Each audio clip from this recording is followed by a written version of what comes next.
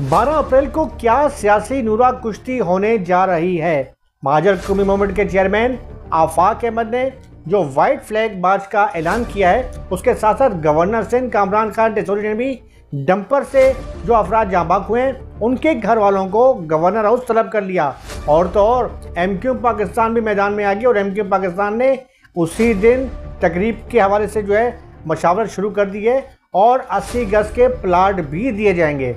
जी हाँ, अब मामला आ गया है वफा परस्तों का, बानी एमक्यू अल्ताफ़ हुसैन के, कि उनका जो है किस तरफ जो है रुख जाता है। मामला बड़ा गंभीर से होते जा रहे हैं। कहीं ऐसा तो नहीं है कि कुछ क़ुव्वतें जो हैं महाजर मूवमेंट के जो चेयरमैन हैं आफाक अहमद और बानी एमक्यू के हवाले से जो उनके स्टेटमेंट आए हैं कि शायद होने वाला कोई इत्तेहाद है, उस पर वो सरगर्म हो गई हैं और शायद उनके सबूताज करने के हवाले से जो है वो कोशिशें की जा रही हैं। आज के जो मेरा व्लॉग है इसी हवाले से आपको पसंद आएगा, लाइक करें, सब्सक्राइब करें, यही मेरी हौसला अफजाई होती है।